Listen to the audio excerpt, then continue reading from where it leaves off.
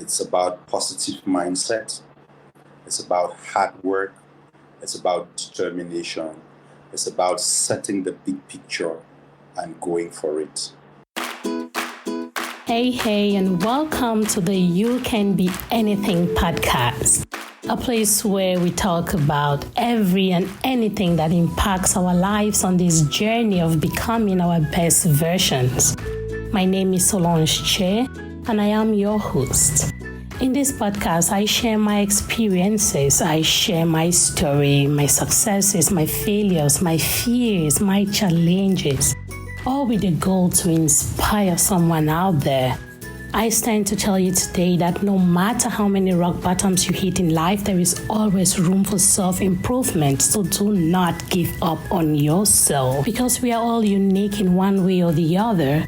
And because we have different stories and tackle life from different angles, I bring in guests to share their experiences, their stories with us, to give us tips on what they are doing and how they are doing things differently. Remember that in life, there is no one size fits all. So my goal is to be able to provide a repository where my audience will be able to come back to and say, hey, there was this guest that shared his or her experience on a specific topic, and I would like to gain some more insights from that. So it also serves as a knowledge base. I hope you get the best value out of this, and that someday you will come back to be my guest. Thank you for being part of the You Can Be Anything tribe. Hey, once more, welcome to yet another episode of the You Can Be Anything podcast. I'm your host, Solange Che, and today I have another amazing guest again. You all know what I do. I fetch those people who are making an impact in our community and just bring them up here so they can talk to us a little bit more about what they do. Sometimes we know them, we hear the names, but we are not very particular on what specifically they're doing and some of the things that they're doing that we want to follow up on. So today on the platform, I am honored to have Musing Derick. Derick is a producer and a film director. He's also the founder of FilmRoom, which is an app which, as Cameroonians, as I always say, I've always wanted to watch Cameroonian movies. And if the movie is not on some foreign app, you have to buy it. It could be challenging to find those specific movies. And so when I heard about FilmRoom, it was intriguing to me. And that's why I invited Derick to come up and talk to us a little bit more about what he has built, what he's working on, and how the industry is turning from the sites, from his own side, from the look of his own eyes. So thank you so much, Derick, for accepting my invitation, and welcome to the You Can Be Anything podcast. Thank you for having me, Solange, and it feels so good to be here with you, especially talk about FilmRoom, which is our new baby. I'm definitely hoping to have a beautiful time here with you. Yes, awesome. I'm looking forward to that as well. So as you just heard me say in the introduction, Derick is a producer. He's also a film director and the founder of FilmRoom. That is what his public profile says. But on the other side, I try to give my guests the opportunity to talk about themselves because nobody knows you better than yourself. So please, Derick, can you kindly tell us a little bit about yourself? Who would you say Musing Derick is? Well, Musing Derick is a small Cameroonian boy who was given birth to in the northwest region of Cameroon, and I started the filmmaking journey in the year 2002, and I have way more than 10 films to my credit, 2 TV series, and I was also opportune to work on first 2 Cameroonian films that went onto Netflix. Therapy is co-director. I was on the Fisherman's Diary as a technical director. So recently I just did, I was co-director for Nganu, which is yet to be released, and I am producer-director for When the Levees Broke, which is actually a one-character film that I shot early this year. And 15th of October, we launched a baby called FilmRoom. So that's Musing Derick. Oh, great. That's a lot. That's you say that's a small boy. You define yourself as a small boy, but that's a lot that you're doing in the film industry. You know, there is a tendency that when we see films, we see the actors and the actresses, and sometimes we don't really pay attention to the, do you call it the back crew? The people that are actually making these things happen, right? So it's such an honor to be talking to someone like that today. And you mentioned that you have been in the background, or you're part of the technical team of the two movies that are on Netflix. I happen to have watched all of them because sometimes you just want to go out and watch those Cameroonian movies, and being here, sometimes it's hard to find them if they're not on Netflix or another public. I call them foreign platforms because again, Netflix, it's a good platform, but it's foreign. So I've always had that question: how can we get access to Cameroonian films that are like Cameroon, our own movies, right?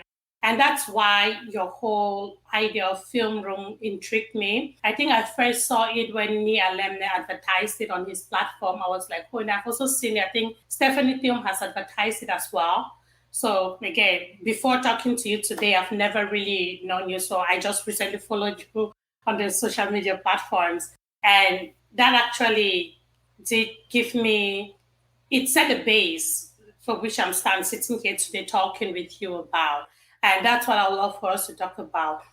What would you say inspired your creation of this app, of the FilmRoom app? Or maybe, when we talk about that, then you can tell us a little bit about what FilmRoom is altogether. Okay, FilmRoom, first of all, is a streaming platform that, like I said, we launched on the 15th of October. And this platform came to inspiration because, like I said, I've been in the film industry since the year 2002. And I would tell you boldly that about all the films that I've done, I have never broken even. I have never had return on investment. But some way, somehow, I kept going. And sometime last year, it struck me, but why do I keep losing money in doing films? I have a name out there that is emblematic, but looks like the bank accounts do not reflect that. So when I started having that thought, that was pushed by the fact that I was doing this one character story.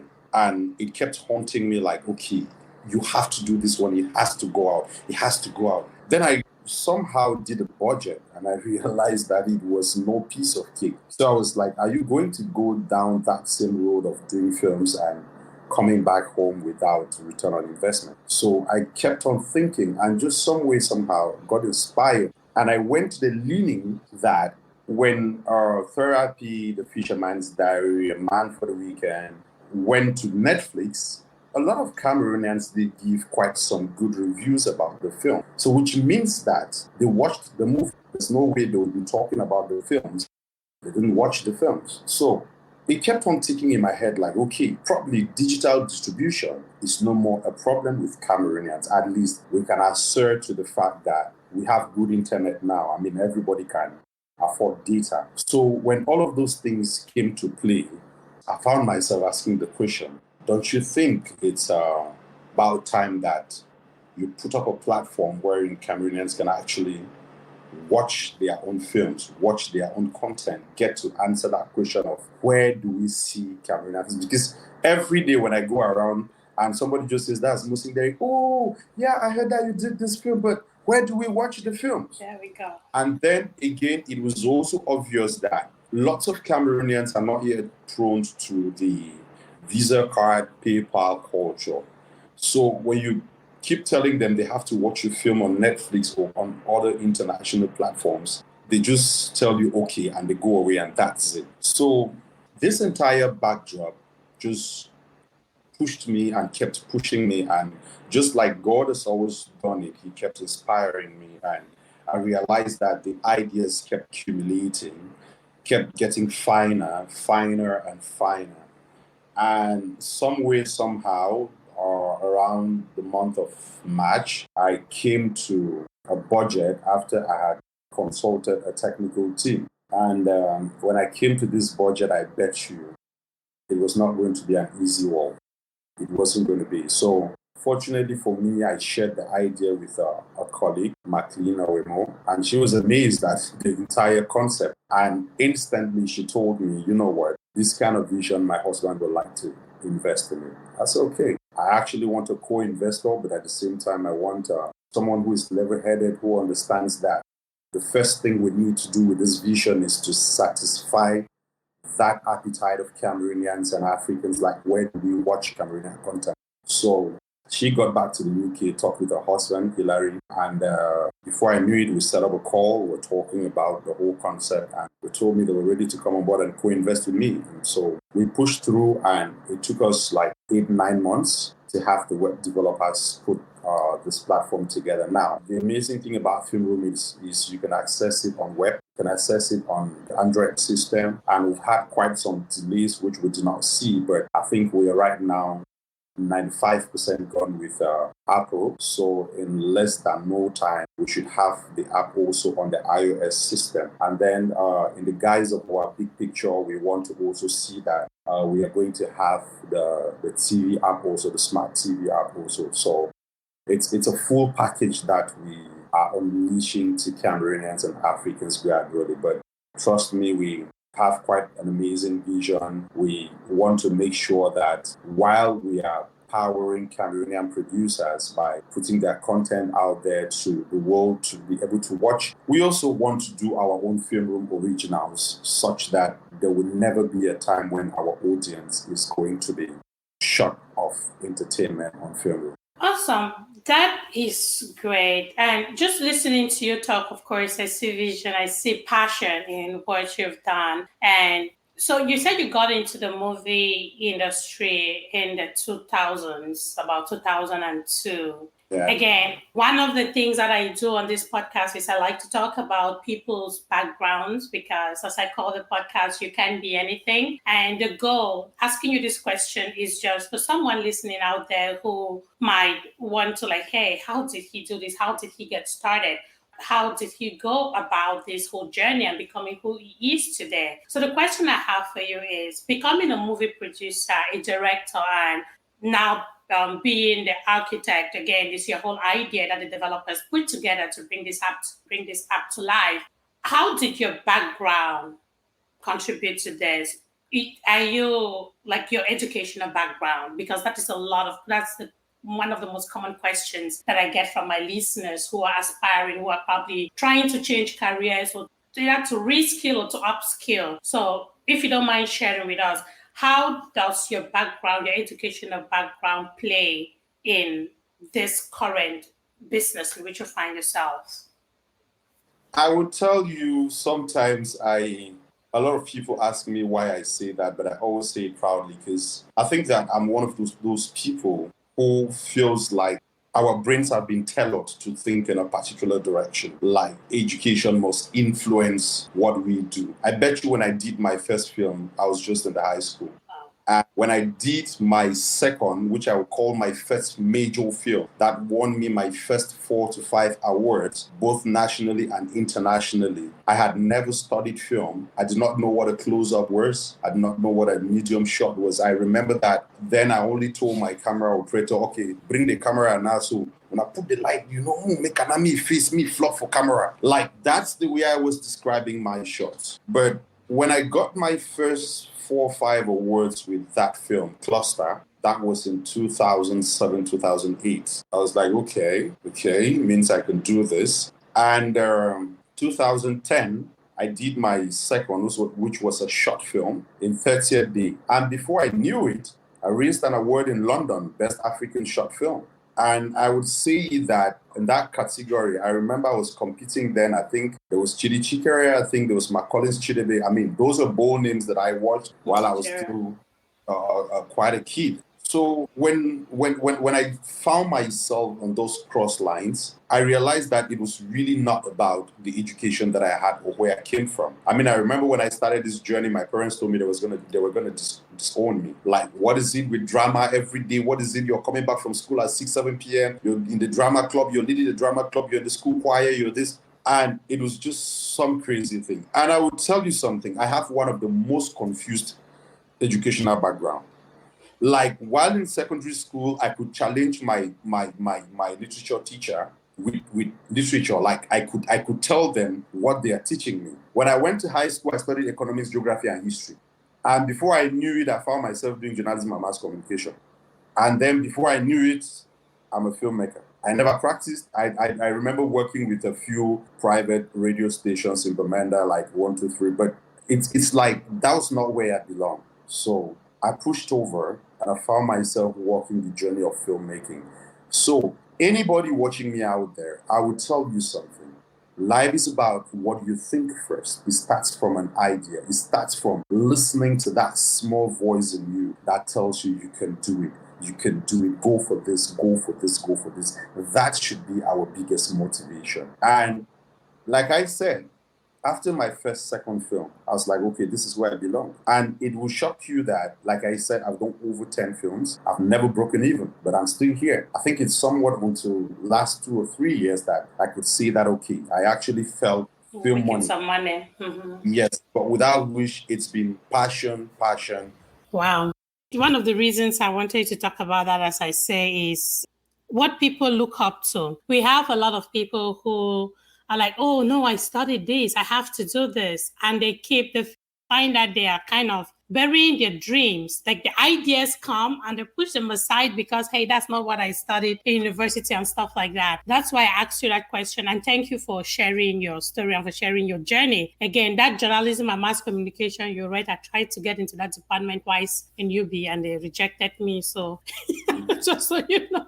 Yeah. So again, thanks for sharing. I wanted to circle back to that before we go back into FilmRoom because I realized that I had not talked to you about that. So if we want to go now back to FilmRoom and your motivation and finding a co-investor to get this on, that's the business part of it. And if you don't mind, I would love for you to talk about it because I have had the opportunity to talk to someone that had a great idea, but they were not able to bring it to life because they were financially short, right? Now, you said you got a co-investor. His reason for holding up to that idea was because he wanted to own it.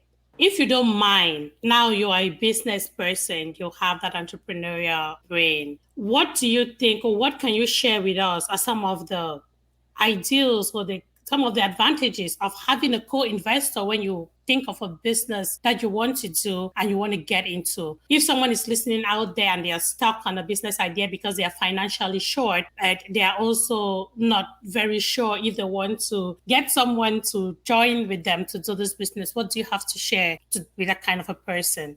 All right, the first thing that I would say is I think I've experienced a lot as a filmmaker because I have seen a lot of young producers lose projects, not because the stories are not good, not because the film is not going to be great, but because they didn't craft their project well. Now, one thing I know about business is that if someone has to put his money on the line, you must be able to convince the person. And convincing the person is not just by saying that, oh, this is going to be big. Oh, I know that. When I talked with my co after the wife, McLean, linked us up together, he was amazed that by the time he asked me, do you have a blueprint of FilmRoom? Presented it to him. He asked me a question, do you have a sample of how you want the contract to look like? I presented it to him. He asked me, do you have a calendar of activities I presented it to him. So it's like I had prepared all those things and they were right there.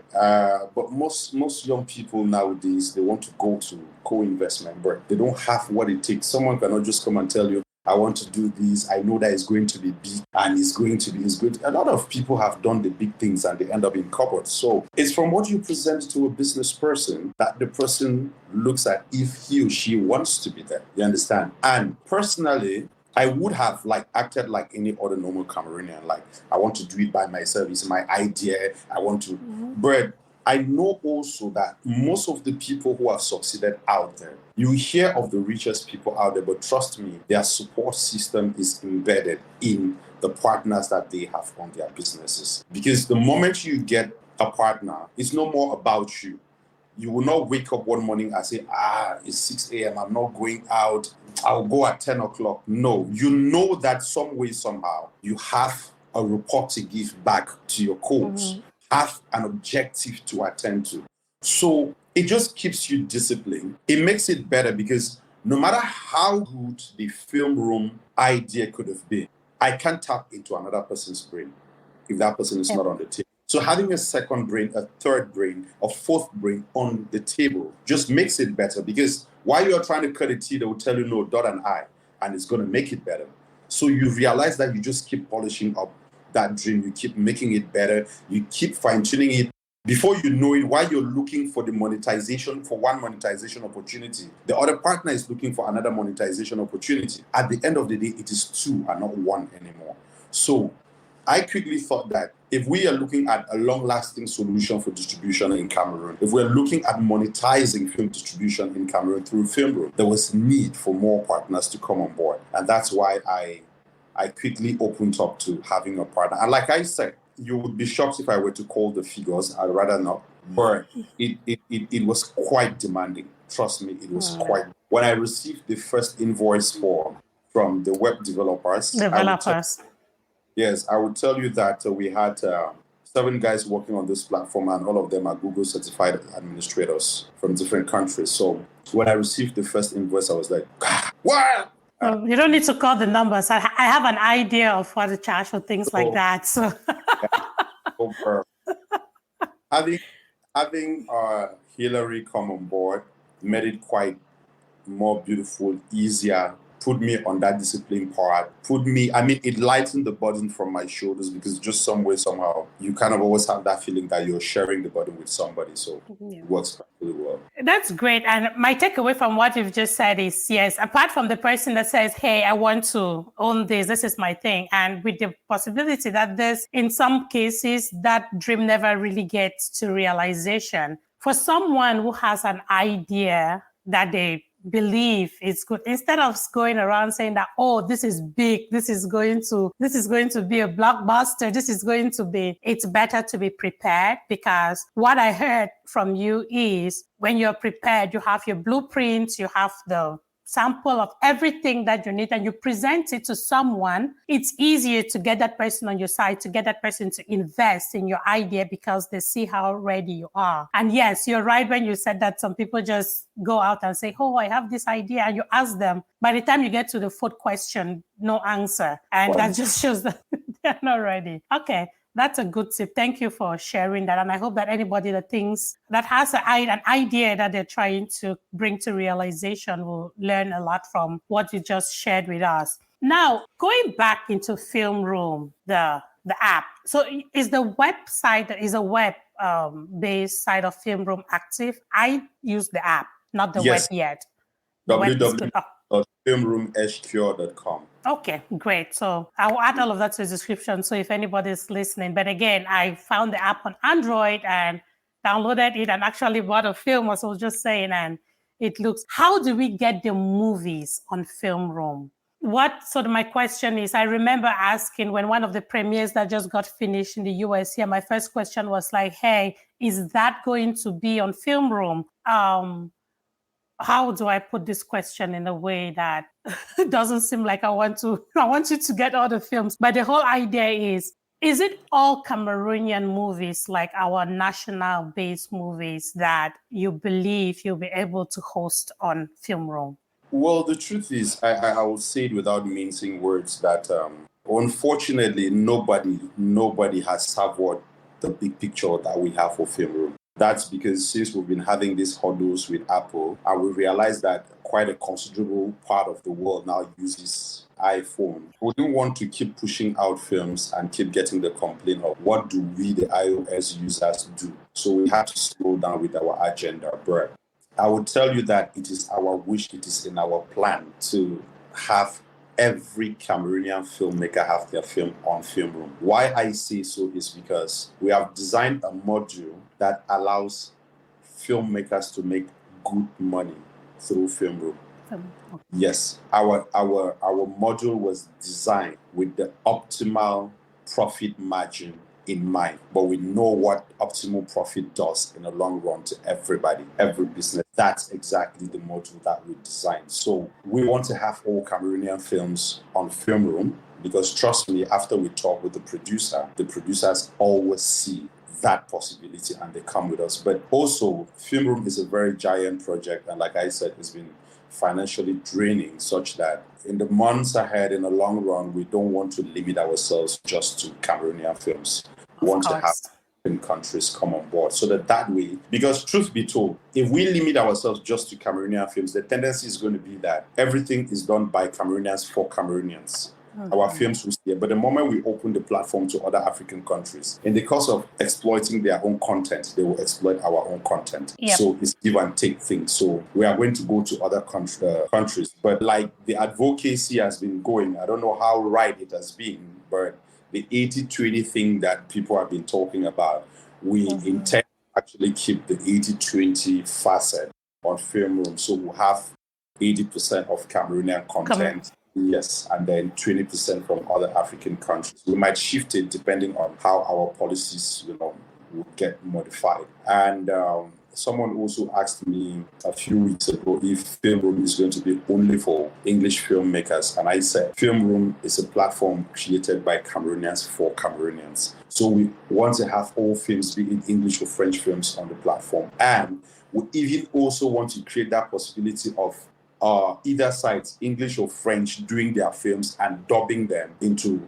the cross languages and having them. Yep. So you film on FilmRoom in English and French. And one of the things we want to do in the next few months is we are already in progress talking about that. We want to also have the facilities to be able to dub these films by ourselves, such that instead of meting a cost on producer, we can actually tell the producer that, okay, you're bringing your film in English, we're going to put the English version, we'll proceed and dub the film into French, and then maybe at this point, this is how the payment is going to come in, so you have both the English and the French version. So our distribution module is quite a beautiful one that we are looking like. It's not going to come in one day, it's not going to come in 1 month. In the next 6 months to 1 year, people should be able to see the kind of thing that we've put in place as a package called FilmRoom. Yeah, great. And FilmRoom came when? October, correct? Somewhere in October. Yes. It's a baby, and it's already doing what it's doing now. So that's already a good sign. And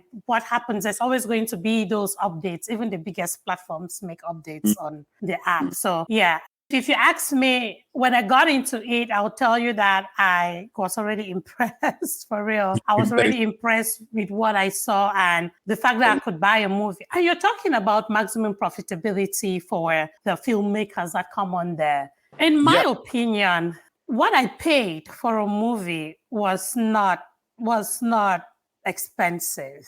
It was 300 francs CFA for a movie. And I think I saw the notification that I had access to that movie for 7 days. Is that correct? Exactly. Yeah. Yeah.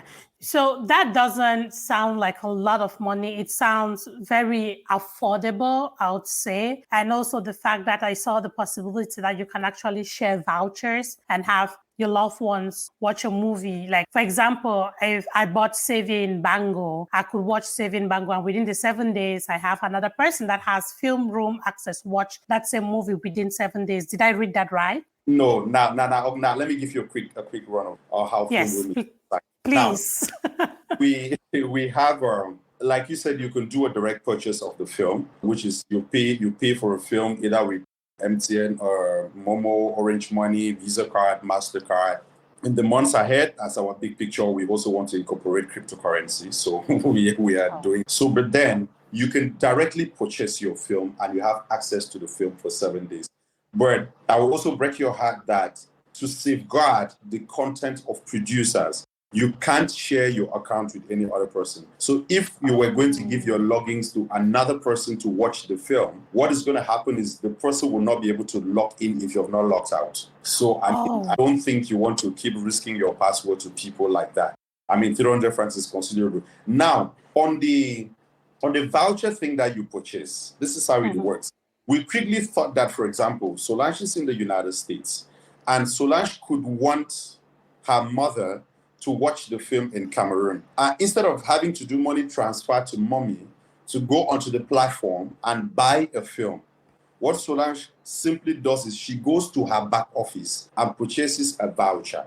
So when she purchases that voucher, a code is going to be delivered to her, and she can just text the code to mommy. So when mommy goes to her own back office, what mommy is going to do, she will not pay. She will go to the space that allows her to enter a coupon code and enters that code. Now she can watch that film. You understand? Okay. Why we also designed this is because we want people to be able to watch Cameroonian films. So, for example, if Musing Derick were to be doing his premiere today, and instead of Solange giving me, let me say, 100,000, I will take it, put it in my pocket. As a producer, I'm fine. I've made 100,000. But let's say we have a Paula Jeffrey on that film, Cindy Emade, all these actors and actresses, Chifo Valerie, you understand?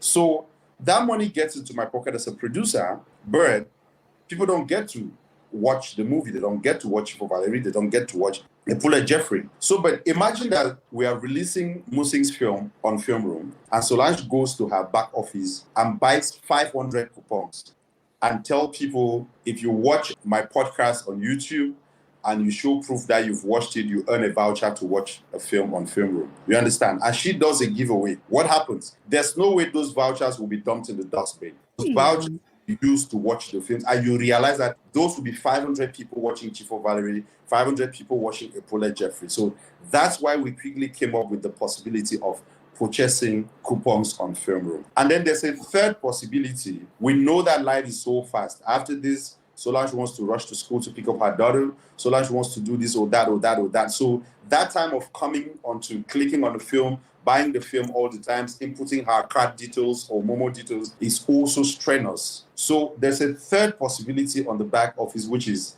purchase of credits.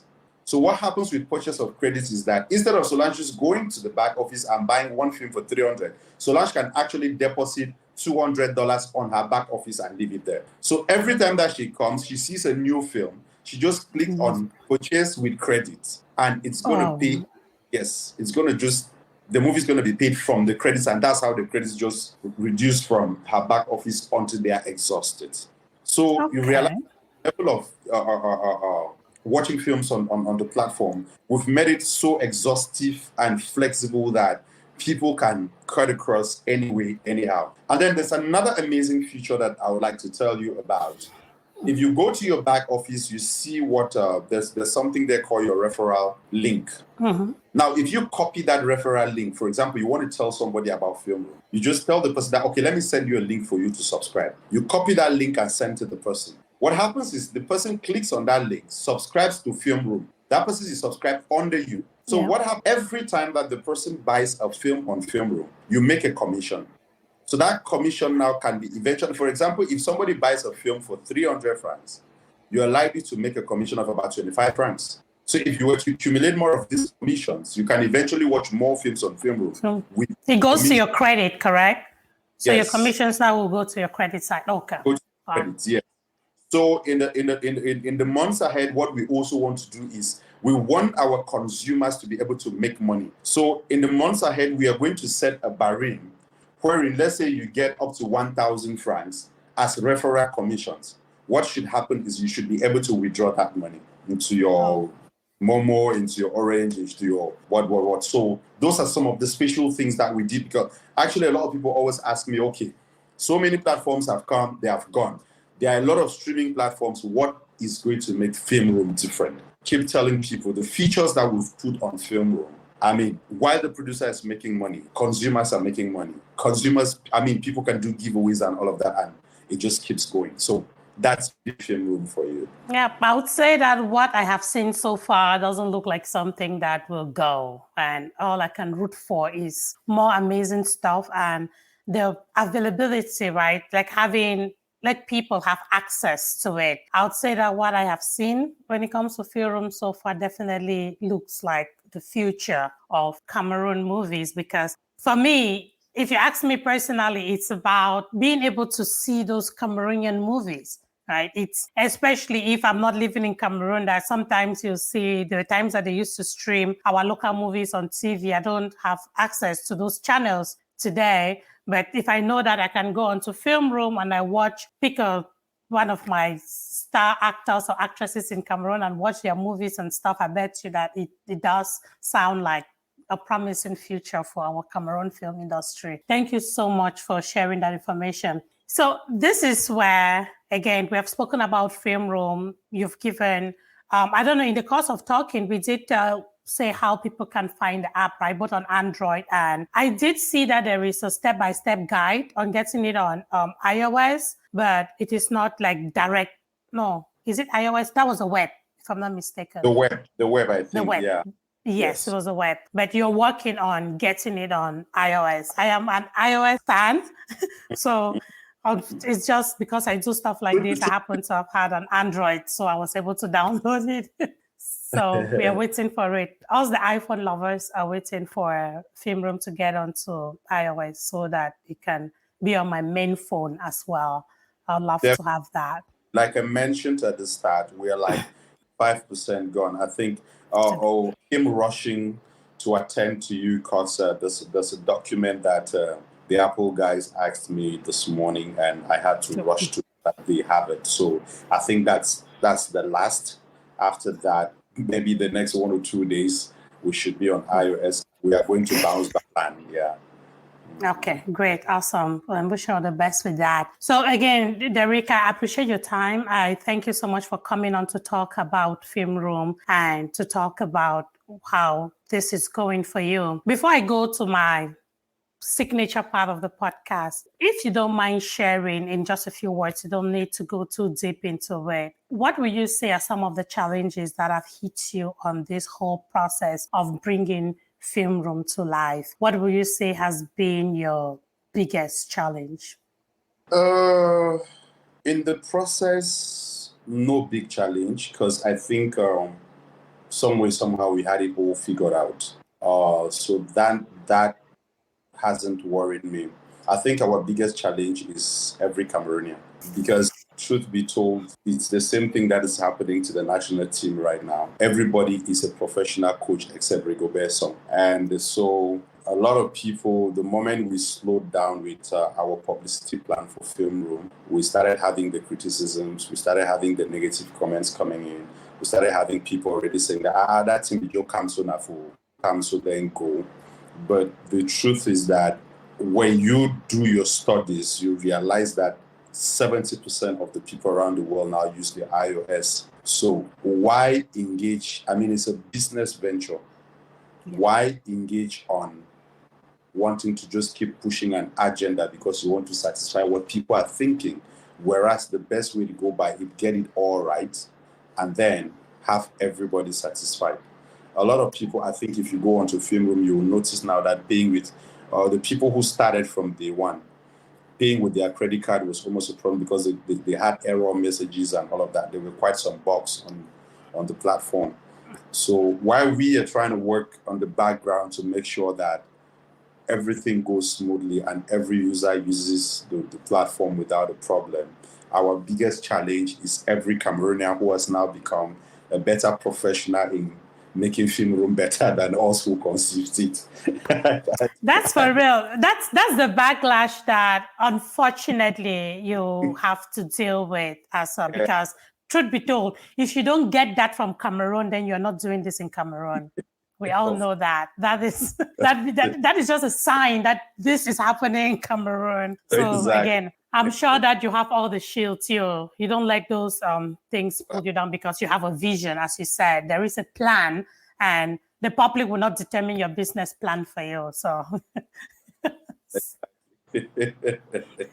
okay, great. Thank you. Thanks for sharing that. We love our Cameroonians, though. We love yes. Everything. We are special. That's the truth about it. We are special. That's right. Yeah.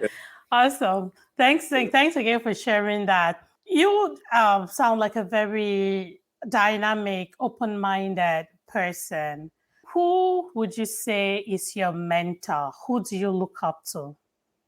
It is strange sometimes to a lot of people when I say that my mentor is myself. Because Solange, to be sincere with you, if you trail my path in the industry, I don't compete with any person. My biggest competitor is myself.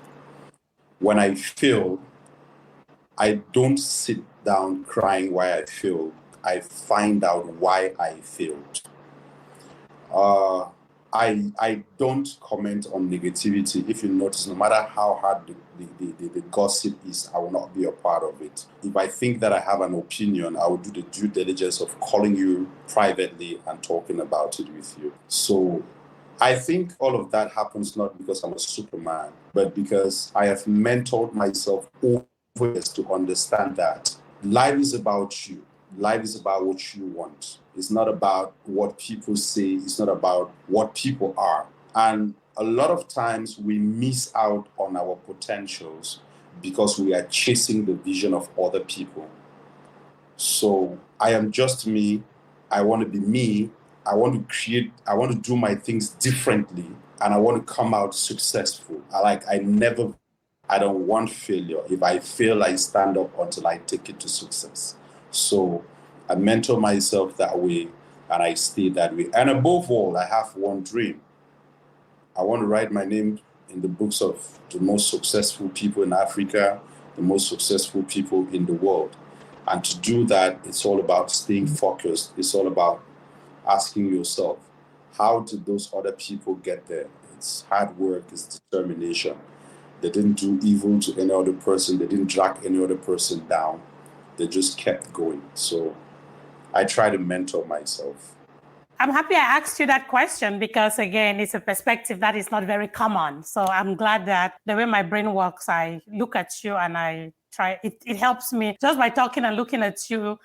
I kind of determine the kind of questions to throw at you. So I'm very happy that I asked you that question, and I appreciate your response to it, because it just lets somebody who thinks like you know that they're not losing it, right?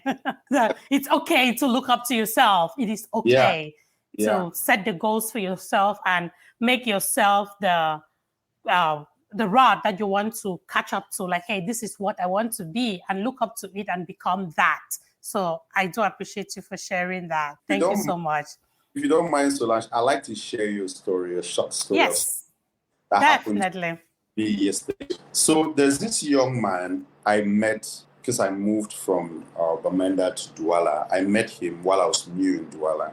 And he came to me. Strange enough, there's a particular perfume that I always use, and I had not seen it in shops around Douala. So, I mean, one day he just walks up to me. I was at the car wash. I was cleaning up my car, and then he comes with it. And then I was like, oh, wow, okay, I'm going to get it, even if it's the fake. I'm happy that at least I could see it. So after a while, I've not seen him. Then yesterday I met him, but I was shocked at the person I saw.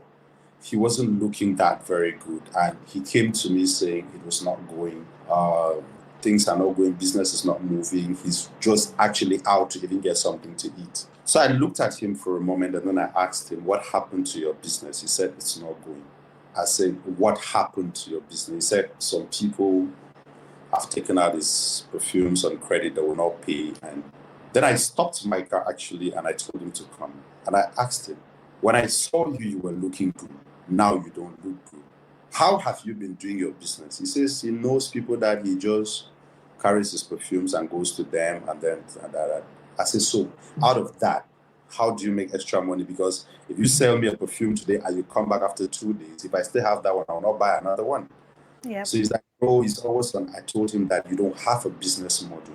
You probably went into selling perfumes because you saw some other neighbors selling perfumes, but you didn't plan. You don't have a vision for the business.